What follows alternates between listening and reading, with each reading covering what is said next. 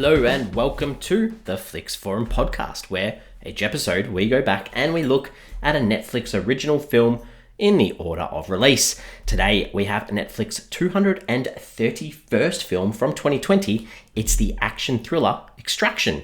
Directed by Sam Hargrave, it stars Chris Hemsworth, Rudhraksh Jaiswal, Randeep Hooda, Priyanshu Painyuli, Golshifteh Farahani, and Pankaj Trupathi, as well as David Harbour. Apologies for the pronunciation on some of those names. I'm here to chat about this big film. I haven't seen it before. We're getting ready for this podcast, and this is one of those Netflix ones that I think everyone knows about. So very excited to chat about it. As always, there's going to be spoilers. I'm going to spoil this film. So if you haven't seen Extraction, you're keen to see it, give us a pause and come back later on, because I'm going to lead into our Fast Flicks, where we do a quick little summary of what the film is all about. So if this one is about a mercenary who's sent into Bangladesh to rescue a drug lord's kid, or child, whatever you want to call it. That's the gist of this film. There's not a lot that happens apart from action and trying to make a kid return to safety, or take a kid to safety. Let's talk a little bit about how this one arrived on Netflix. And I guess it's important to note this is actually based on a graphic novel called See Your Dad, which was written by one of the Russo brothers, as well as a whole bunch of other people, and obviously helped write the script too. So that's a bit of background behind that. And some of the leads that were attached to this project, Arnold Schwarzenegger and Bruce Willis were attached to be the lead. So interesting that we've got an Australian in Chris Hemsworth in the lead anyway. The film did spark a little bit of controversy in Bangladesh, where the film's set, because some Bangladeshi critics and viewers said that the film incorrectly portrays the capital Dhaka and the people's culture and antiquities. Very interesting, but I think it's interesting to sort of note, I guess, when we talk about where it was filmed. It was actually filmed in India and Thailand, so not in Bangladesh at all anyway. From November 2018 until March of 2019. So a film set in Bangladesh that wasn't actually filmed there.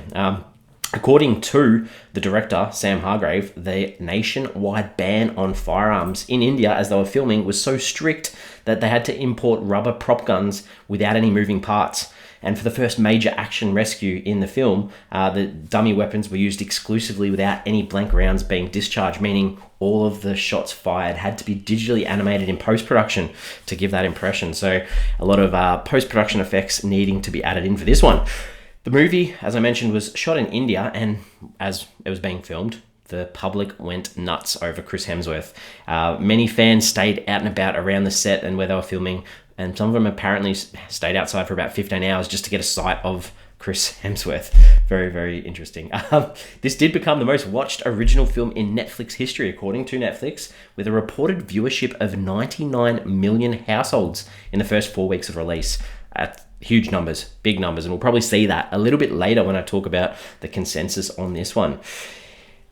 In May of 2020, it was reported that Joe Russo had been hired to write the sequel to this film, with them hopefully getting Sam Hargrave as the director and Chris Hemsworth back as well. In December of 2020, the Russo brothers stated that beyond the sequel, they were also hoping to develop a series of films set within the world of Extraction to explore some of the other characters that we sort of saw in the film that I'm going to talk about soon as well. In January 2021, it was also rumored that the Russo brothers were working on an origin story for Randeep Hooda's character, Saju, who I'll talk about soon as well. So they actually have made this film pretty much. I think they filmed it from December of 2021 in the Czech Republic. They were meant to film in Australia, but because of COVID lockdowns, they moved it to Europe to film. And in September of 2021, Netflix released a teaser for Extraction 2. And this is expected in June of 2023. So a couple of months away, the sequel to this film should be out, which I might do a bonus episode on, depending on how the chat with this one goes. Let's talk a little bit about some awards. This one actually had 19 nominations and they won 4 of those. A lot of stunt work nominations. It did win for Best Fight at the Torres World Stunt Awards. It won at the BMI Film Streaming Awards. And Chris Hemsworth also won Favourite Action Movie Star at the People's Choice Awards. This was made for $65 million, quite a big budget for a Netflix film, and was released on Netflix worldwide on the 24th of April 2020. Some translations for this film around the world. In Argentina, Argentina and Colombia, it's called Rescue Mission. Sorry, I've completely stuffed that up. In Argentina, in Argentinian, it's called Rescue Mission. In Brazil, it's called Rescue. In Bulgaria, it's called Evacuation. Croatia, it's called The Price of Salvation. In France, Italy, and Spain, it's called Tyler Rake, just the title of our main protagonist. In Greece, it uses the Tyler Rake name as well, but also subtitles it with The Runaway. In Israel, again, Tyler Rake, Rescue. In Japan, Tyler Rake, Reclaiming Life. In Russia, Tyler Rake, Operation Rescue. And in China, it's called Shocking Rescue. And in Thailand, it's called Daredevil, not to be confused with the Marvel superhero of the same name. What are the critics and audiences saying about this film? On Rotten Tomatoes, sits on a 67%, which is fresh, on 218 reviews, quite high in viewership, as well as the audience. It sits on 70% on Rotten Tomatoes, on more than 2,500 ratings. On IMDb, sits on a 6.7 out of 10 on 207,000 ratings.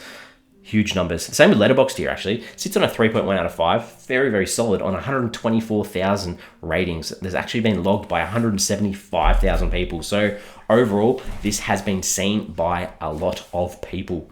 And that leads me to my early thoughts. What did I think about it? I think, this is a fairly decent action film where you don't really have to think too much about anything other than the cool fights and the cool action sequences.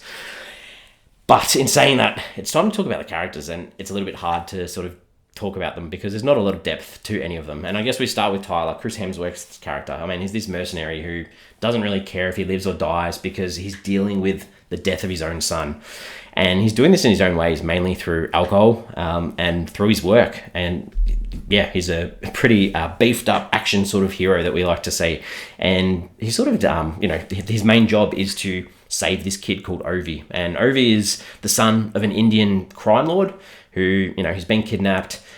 His dad treats him poorly. He doesn't like what his dad does. He likes to play piano. It's sort of nice to see this relationship between Tyler and Ovi sort of develop a little bit as they're on the run together and sort of have small little discussions in between action sequences. The other sort of characters that play a part, we've got Saju, who I mentioned before. He works for Ovi's dad, and he's been set out to try and save Ovi as well. And we sort of see him and Tyler team up a little bit towards the end. Then the opposite, I guess, we've got is Amir Azif, who's the bad guy. He's like the guy that sort of needs Ovi and he wants Tyler dead. So he's sort of the evil villain, I guess. Other side players, we've got Nick, who's sort of the partner of Tyler. She sort of sets him up with the jobs and sort of voiced with the instructions. We also meet Gaspar, who's a former colleague of Tyler. Short little cameo there from David Harbour. Sort of, offers safe harbour, but sets him up. And the last one is Farad, who's this young kid. And I think, it's this, I didn't mind this character because this shows kids who have nothing to do in the slums and, sort of possibly turn to crime because they're bored and they want some recognition, they want some respect. And I didn't mind this mini arc because, the idea of trying to impress a crime lord because he pays him attention, that's not too bad a little story arc to have in the film. That's the characters done. The director, Sam Hargrave. This guy's actually a stunt coordinator. This guy has 81 stunt credits, lots of Marvel films. Obviously, that's his connection with the Russo brothers and with Chris Hemsworth. This is his feature debut, but I think, as I've mentioned before, he's returning to direct the sequel. So, interested to see how he goes with the follow-up to this one. And that leads me into scenes. Time to talk about some scenes from this film. We start with the ones that I liked. So, the action sequences. I've got to talk about them. I think the first big action scene with Tyler taking people out, especially there's a bit of a cameo from a rake, which ties in with his surname, Rake. I thought that was cool. And then the other one, sort of like this big, long sort of momentum that builds from Tyler and Ovi running through the woods. And it's followed up with this really good car chase. And then they sort of end up in this building, chasing through all the houses, and finishes with this fist fight on the streets with a truck being used in quite a hilarious way. So I thought that were some really good action scenes in this film. Things that I didn't necessarily like, I think the start when we meet Tyler's character is in the Australian outback, and I get that it reflects a scene later in the film and the idea of the memories of his son, but Tyler jumping off a cliff and then sitting in the bottom of the water, to start the film off and to introduce us to him as a character, wasn't sold on that, to be honest. And then the same with Saju. This is a guy that, we sort of see bits and pieces of, but they tried really hard. After he's had this big fight with Tyler, he goes to this hotel to fix his nose. It's all been beaten up, and he calls his family and tells his kid that he loves them, and he's crying.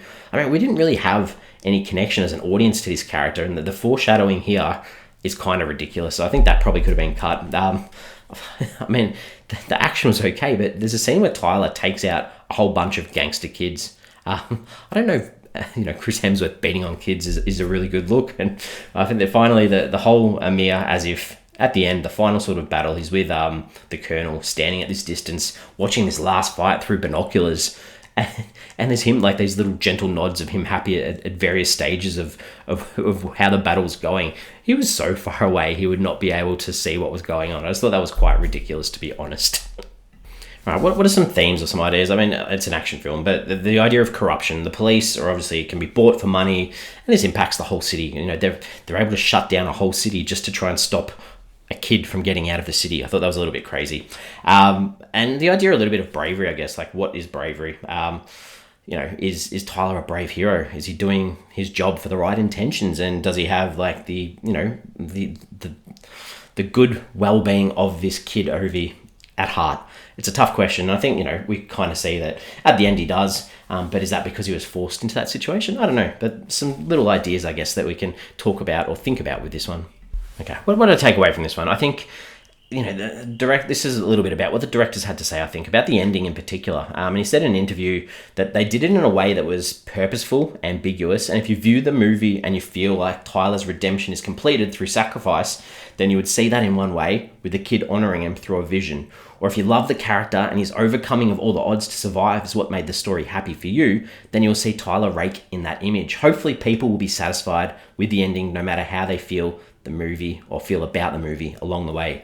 I think it's interesting because, you've got this idea that our main protagonist sort of falls off the edge of a bridge into a river, and then, the final shot, then we'd see Ovi in a swimming pool, presumably in Australia. It's just an interesting sort of idea that, did he survive or didn't he? We know that there's a sequel coming, so it's a little bit different. I don't know, but like realistically, I think it's sort of came back to Hargrave shooting different versions of that end and showing them at test screenings as well. And I think the director, Hargrave, even said that, it wasn't surprising that a lot of people wanted the character to live, and there were some that wanted him to die. So it's really hard. They're torn down the middle. What do you do to finish this film when you've got such, a split between test audiences? And I guess, I don't know. I don't know if I'm sold on either way, but it's just my observation is, it's an open-ended film. I like films that have open-ended endings.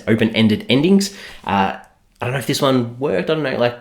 Maybe it's because I'm watching it so late after it was released that I already know there's a sequel coming. But yeah, I don't know. I don't know if I'd rather have seen, instead of just a reflection of Tyler, I would have rather have seen him there. I don't know. But it's good to give audiences that opportunity, I guess, to think about it. This would have been better on the big screen too. Obviously, big action scenes. This was made very, very well.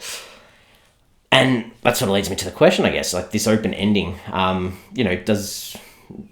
Does this work? Does it work? I don't know. I'm not sold. So I'm probably going to put this up. This is the social media question, actually.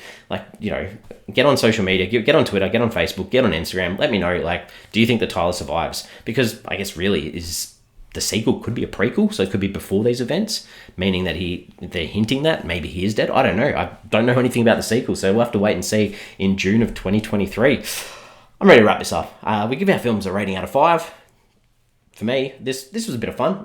It's always nice to watch Hemsworth, be tough and manly on screen. I think there's a good enough connection between him and the kid Ovi that he's trying to save, and some really cool action sequences. So I'm going to give it a 3 out of 5. I'm happy with this one. As I mentioned before, on socials, give us a follow, give us a like. Let us know if you think Tyler does survive. We're back next week with another episode from 2020. It's the psychological thriller Dangerous Lies. This is directed by Michael Scott. It stars Camila Mendes, Jesse T. Usher, Jamie Chung, Cam Sidinet, Sasha Alexander, and Elliot Gould. So get on board, watch that one. And thanks, as always, for listening. Hopefully this ramble didn't totally confuse you. I'm all over the shop with my thoughts on this one, whether I like the ending or not. I'm keen to hear what you think too. I'll see you next week.